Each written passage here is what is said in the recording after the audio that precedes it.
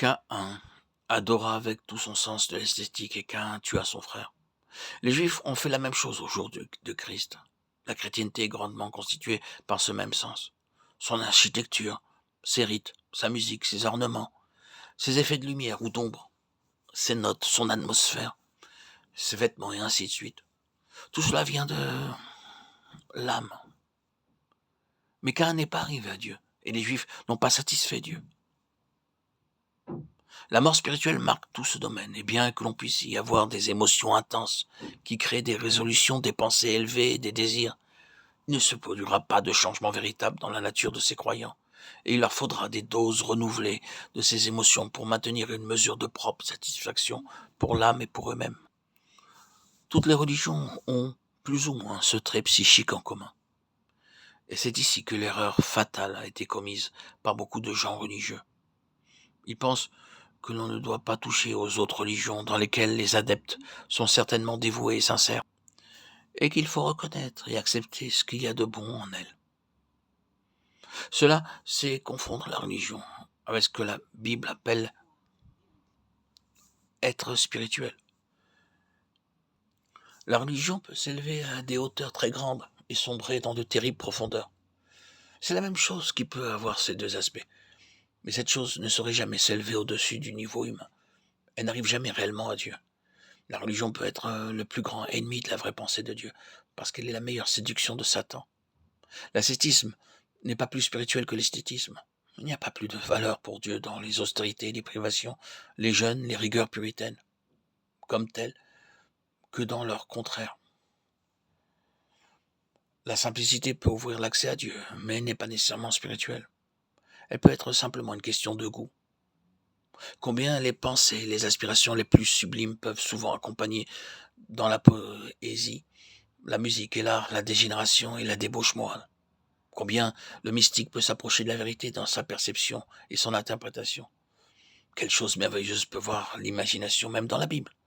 Quel tressaillement de crainte, d'admiration, d'extase peuvent émouvoir un auditoire ou une assemblée sous l'effet de la puissance d'une âme. Et il est possible que tout cela ne soit qu'un monde faux, sans résultat divin ou éternel.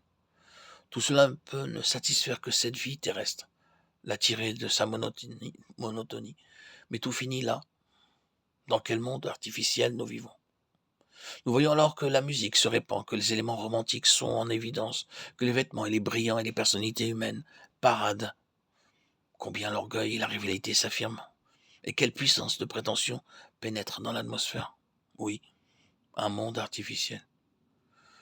Nous y avons été et nous connaissons les réactions qui viennent ensuite.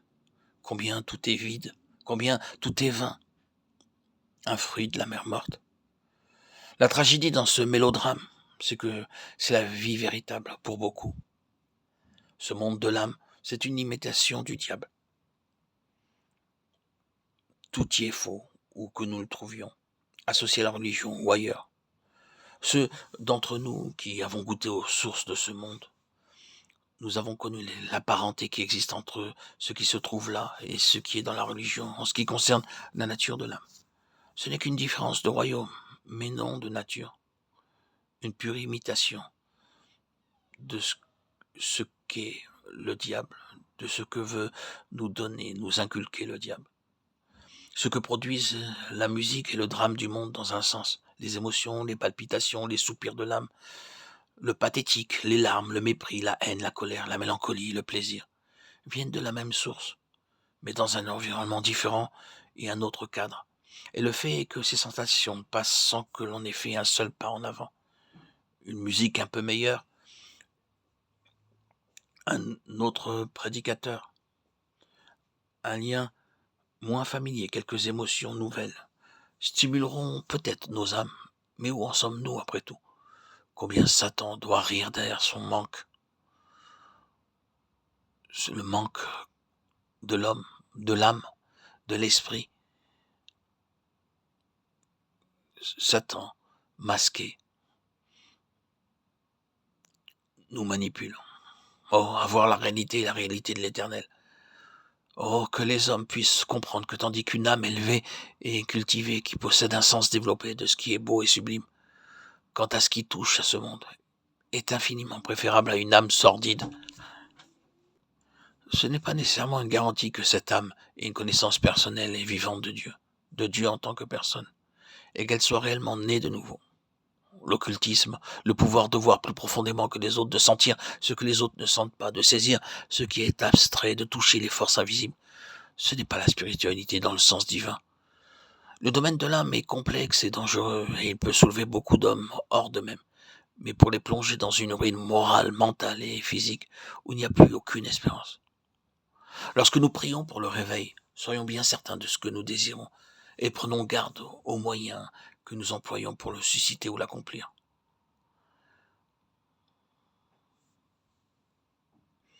Tous ces stratagèmes, ces sensations fortes ne sont qu'un piège, un leurre, pour tromper l'âme, tromper l'homme. Satan se cache derrière tout cela.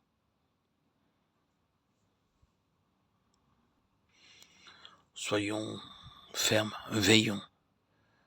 Demandons au Saint-Esprit de nous aider à discerner derrière tout ce que nous vivons, où se cache la main de Dieu, la volonté de Dieu, ou la main de Satan.